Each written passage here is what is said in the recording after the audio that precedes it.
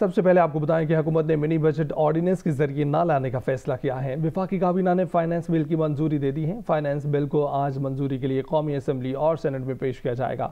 جمعرات کو بل کی منظوری دی جائے گی۔ ذرائع کے مطابق جمعرات کی شام کو ہی بل صدر عارف الوی کو دستخط کے لیے بھیجا جائے گا۔ فائنانس بل کی فوری منظوری کی وجہ آئی ایم ایف کی شرائط پر عمل درآمد کرنا ہے۔ منظوری کے بعد آئی ایم ایف سے معاہدے کی راہ میں حائل رکاوٹیں دور ہو جائیں گی۔ فائنانس بل کے ذریعے 170 ارب روپے کے نئے ٹیکسز عائد کرنے کی منظوری لی جائے گی۔ اس سے پہلے صدر عارف الوی اور وزیر خزانہ اسحاق ڈار کی ملاقات بے سود رہی۔ آئی ایم ایف کو معاہدے پر راضی کرنے کے لیے جس منی بجٹ کی فوری ضرورت تھی، صدر نے اس کے لیے آرڈیننس جاری کرنے سے انکار کیا تھا۔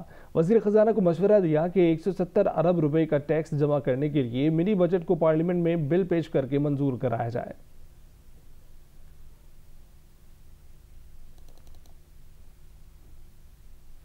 اور تحریک انصاف کے سابق رہنما فیصل واوڈا نے کہا ہے کہ صدر عارف الوی کے مسئلے گھمبیر ہو گئے ہیں۔ پچھلی رجیم کے خاص لوگ خاص مقصد کے ساتھ خاص چیزیں چلا رہے تھے۔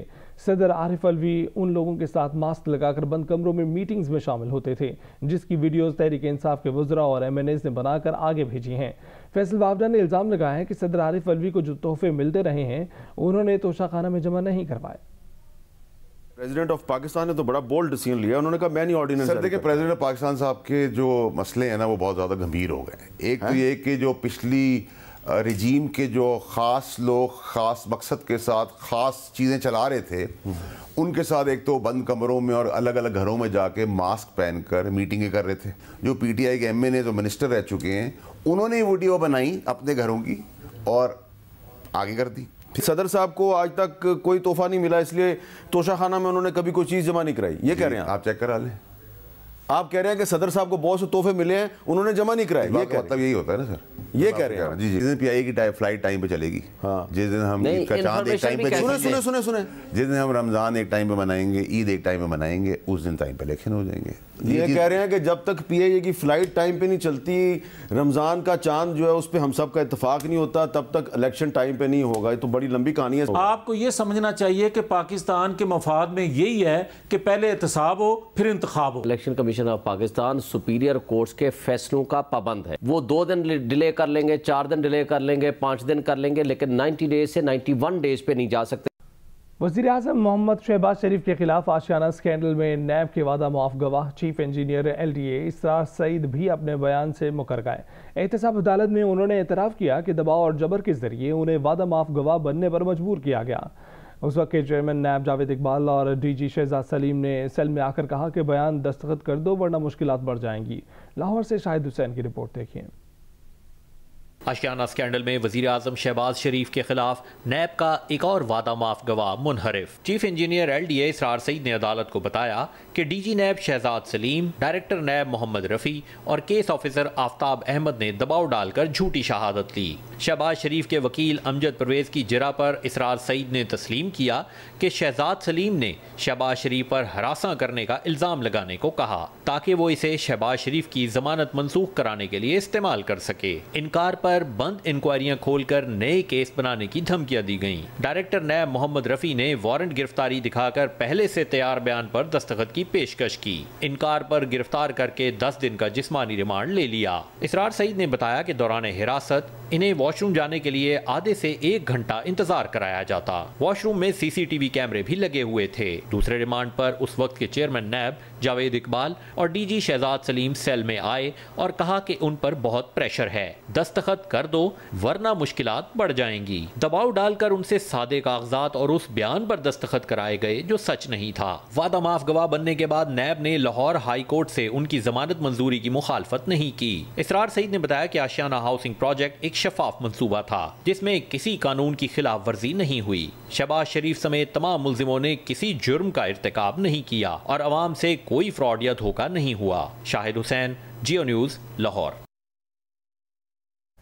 عمران خان کی سابق اہلیہ جمائمہ کو پچھلے سال 3 نومبر کو جب عمران خان پر قاتلانہ حملے کی خبر ملی تو انہیں سب سے پہلا خیال اپنے اور عمران خان کے دونوں بیٹوں سلیمان اور قاسم کا آیا۔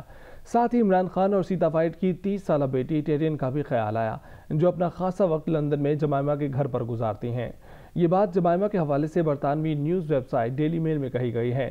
عمران خان کے خلاف مبینہ بیٹی کو ظاہر نہ کرنے پر نااہلی کا کیس اس وقت اسلام آباد ہائی کورٹ کے لارجر بینچ میں زیر سماعت ہے۔ آپ سے کچھ دیر پہلے جیو نیوز کے پروگرام کیپٹل ٹاک میں جب سینئر صحافی حامد میر نے سوال پوچھا کہ کیا ڈیلی میل میں جمائمہ خان کا یہ انٹرویو عمران خان کے لیے مشکلات پیدا کر سکتا ہے، تو جواب میں اسلام آباد ہائی کورٹ بار کے صدر شعیب شاہین نے کہا ہے کہ ٹیرین سے متعلق جمائمہ کے بیان کی قانونی حیثیت نہیں۔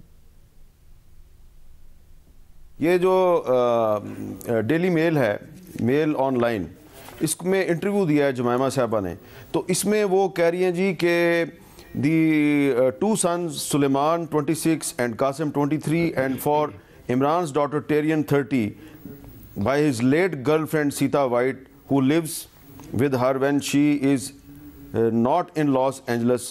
تو آگے انہوں نے کہا کہ پھر میں نے ان کو جا کے بتایا کہ تمہارے باپ پہ حملہ ہو گیا۔ تو یہ جو انٹرویو ہے یہ کوئی عمران خان صاحب کے لیے پرابلم کریٹ کر سکتا ہے؟ میرا نہیں خیال۔ پہلی بات تو ہے کہ وہ ایکس وائف ہے ان کی دی جانے والی کوئی بھی اسٹیٹمنٹ کی لیگل حیثیت کوئی نہیں ہے۔ دوسری بات ہے یہ تو ان کی اسٹیٹمنٹ کو اسی طرح لیا جائے گا جس طرح ریحام خان صاحبہ نے کتاب لکھی ہے۔ نہیں، لیکن ریحام خان صاحبہ کا جو انٹینشن تھی وہ کچھ اور تھی، وہ تو یہ اس میں انہوں نے کوئی بدنیتی کی بنیاد پہ بات نہیں بات ہے، ان کی جو رائے تھی یا ان کی ایک اوپینین تھی انہوں نے ایکسپریس کر دی، انہوں نے بس روا روی میں بات کیا ہے۔ لیکن ان کی جمائمہ خان کی بدنیتی نہیں ہے، نہیں ہے ان کی، بالکل نہیں ہے۔ لیکن ان کی کوئی بھی، آپ مسکرا رہے ہیں بھائی، میں تو اس عورت کو جانتا ہوں اس لیے کہہ رہا ہوں بھائی، ڈیفینڈ کر رہا ہوں اس کو۔ ایسا کوئی اسٹیٹمنٹ کی کوئی لیگل ویلیو نہیں، ان کی اسٹیٹمنٹ کی کوئی ایسا لیگل ویلیو نہیں۔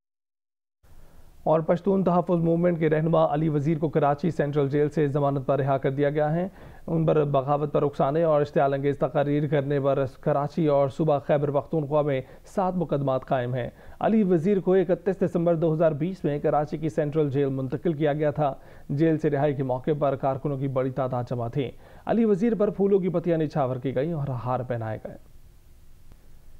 سعودی حکومت نے عمرہ زائرین کو تمام سعودی انٹرنیشنل ایئرپورٹ پر سفر کی اجازت دے دی۔ تمام پروازیں عمرہ زائرین کے لیے کوئی بھی سعودی انٹرنیشنل ایئرپورٹ استعمال کر سکتی ہیں۔ اس سے قبل عمرہ ویزا کے حامل مسافر صرف جدہ اور مدینہ ایئرپورٹ سے سفر کرتے تھے۔ اور طویل برف باری اور سخت موسم میں راستوں کی بندش کے باعث راشن جمع کرنا ایک اہم مرحلہ ہوتا ہے۔ چمن سمیت شمالی بلوچستان میں محفوظ کی جانے والی خوراک میں اہم ڈش لاندی گوشت بھی ہے۔ یہ کیسے تیار ہوتا ہے بتا رہے ہیں جیو نیوز کے نمائندے نور زمان چکسائی۔ دمبے کے خوش گوشت کو لاندی کہا جاتا ہے۔ برف باری کے دوران جب خوراک کے ذخیرہ کو محفوظ بنانے کی تیاریاں پہلے سے کی جاتی ہیں تو ایسے میں لاندی گوشت بھی خصوصی طور پر تیار کیا جاتا ہے، جس کو مزے کے ساتھ سخت سردیوں میں کھایا جاتا ہے۔ شدید سردیوں سے قبل ہی اس کی تیاری شروع کر دی جاتی ہے۔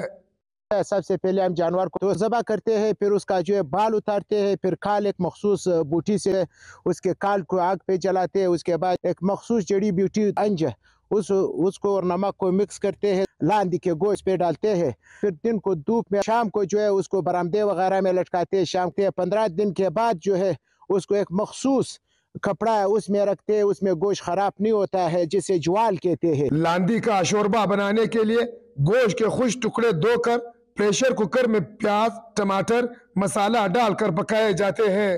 لاندی پہلے صرف گھروں میں تیار ہوتا تھا، لیکن اب بازاروں میں، ریستوران میں بھی یہ دستیاب ہے۔ لاندی کا گوشت بلوچستان کی ثقافت کے ساتھ اب منفرد ذائقہ دار ڈش بھی بن چکی ہے۔ لاندی پنجاب، سندھ، خیبر پختونخوا کے لوگ بھی خوب شوق سے کھاتے ہیں۔ کیمرہ ٹیم کے ساتھ نور زمانہ چکزئی، جیو نیوز، چمن۔